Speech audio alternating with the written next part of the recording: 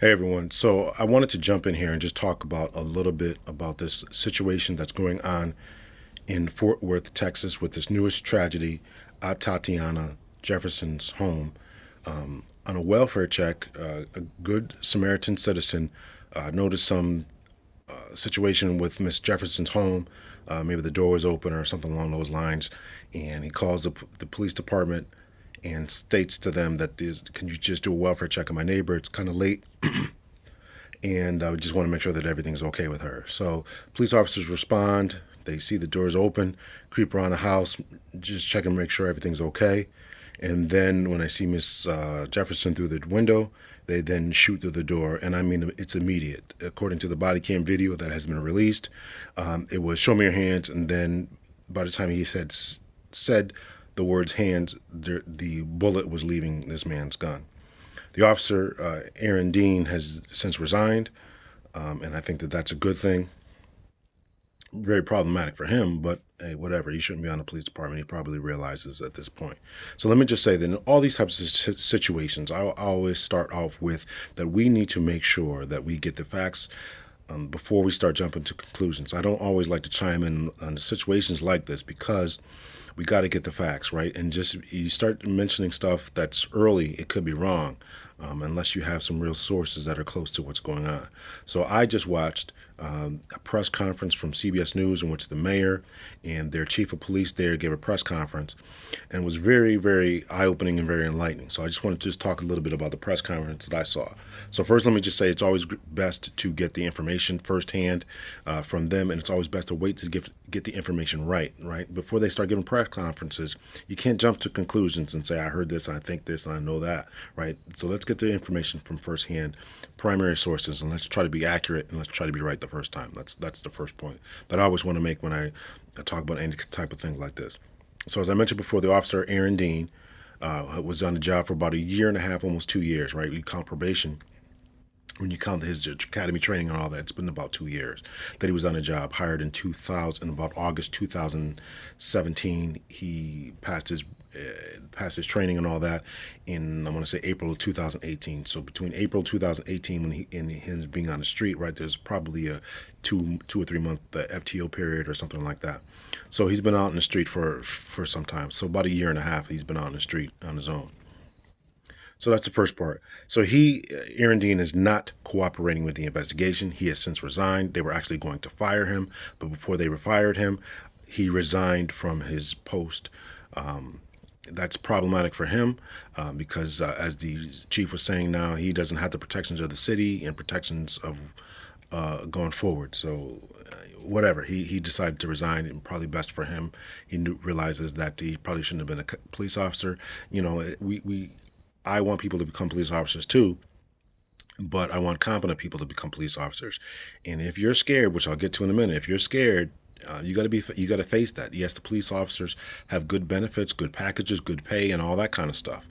But the bottom line is you're going to be put in some situations that you have to be mentally, emotionally, and physically capable of handling. And if you're not there, then you shouldn't be there.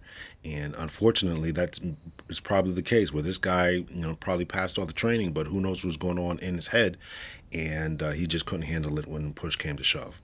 So and he overreacted and panicked.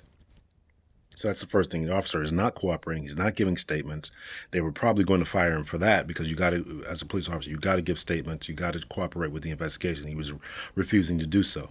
So he's probably still looking at disciplinary charges. They are going to still do their internal disciplinary process, and they're also simultaneously, they being the Fort Worth Police Department, are going to also be doing a criminal investigation as well. So they're still doing their administrative type of stuff, see if any policies were violated, and they're also going to be doing criminal charges. So he may be facing criminal charges as well. The chief of police there admitted in that it was a mistake to show the gun. He almost, I think he said in the interview that it's Texas and you're allowed to have guns in your home. Don't forget that it's Texas. You're allowed to have guns in your home. And in an attempt to demonize the victim, he admitted that was a mistake, A reporter did ask him about that, and he said it was a mistake. We should not have done that, and I'm glad that he admitted that it was a mistake. He should not, and they should not release images and photos that try to sway and persuade the public towards a certain opinion about a person. And that is terrible. And we as police officers don't want people to do that about us. We want us to be judged on the merits of the case and the facts and the circumstances. So you got to do the same thing by the public, right? So releasing photos and images and telling people that people have warrants for marijuana and been arrested when they were in eighth grade for marijuana possession, all that kind of crazy stuff does no one any good, and it only senses and it only demonizes the victims, right? So they admitted that that's what they were doing in this case, and I'm glad that they did. So they admitted that they should not have done that. The officer did not follow procedure, as you can see through his body cam. If you guys watched that he creeped around the house. They never knocked on the door, said, police, hey, come on out. They never called the residents, hey, it's a welfare check. Hey, well, how about we call the residents and see these people are supposed to be here, knock on some other people's doors, shine lights, knock on the door.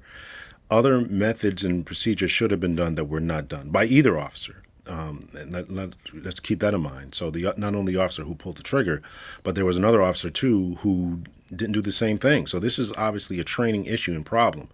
But these training issues and problems are causing people to die, and this is becoming more and more unacceptable and intolerable by the public. When our training deficiencies and our lack of adherence to training, to the training that we're receiving, is not sticking, not being remembered, as in Amber Geiger's case, not being remembered in the time of need. So they're looking at that.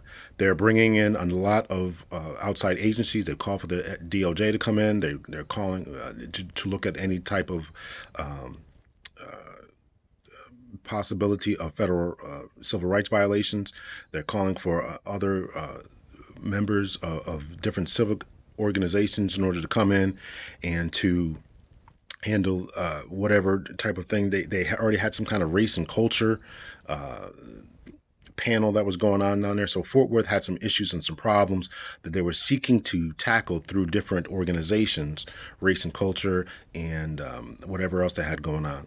So they had some problems, and they're seeking to tackle those problems. So I give them a lot of kudos for that. But this just shows that there's a little bit more going on here. Now, we can't cry racial in this situation per se. But what we can say is that there was some serious training deficiencies by both officers. I want to stress that. Not only did the officer do what he did, but neither officer announced themselves. Neither officer called dispatch and said, hey, why don't we give these people a call? Neither officer knocked on the door and said, hey, listen, let's, hey, police department, come out with your hands up or whatever. So this is a problem. So that's my thoughts about it. And let me just finish off with this whole "I'm scared" defense that people are keep trying to bring up. Officers are bringing up, and other people are trying to always defending this thing. Like I said, I want people to become police officers, but you got to be mentally, emotionally, and physically fit in order to do this job. And too far and too long, we've been seeing people who are mentally, emotionally not fit for the job. And also, we have to get to this place where we understand that saying "I'm scared," shooting first, asking question later, and saying "I'm scared" can no longer be a viable defense. I'm just going to have to say it. It can't be a viable defense anymore. There's too many videos out here that we can all learn from. There's too much training going on, too many implicit bias trainings, too many race and culture types of training, all these different trainings that are going on around the country, particularly in larger police departments. And to keep saying "I'm scared" cannot be a defense anymore. You cannot be called to a welfare check, to a dog's barking call, to whatever type of call, shooting people, and this is the response. And your response is, "Well, I was scared." It can't fly anymore. So I'm hoping that some swift justice comes in this case.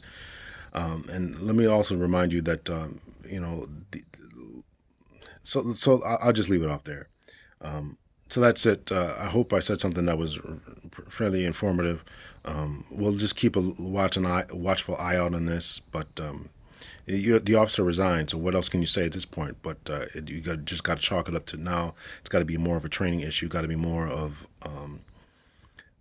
officers got to be in the right physical, mental headspace in order to do this job. So that's it, ladies and gentlemen. This time I'm recording from home, so I hope you guys are happy with me not driving around. So that's it. Take care.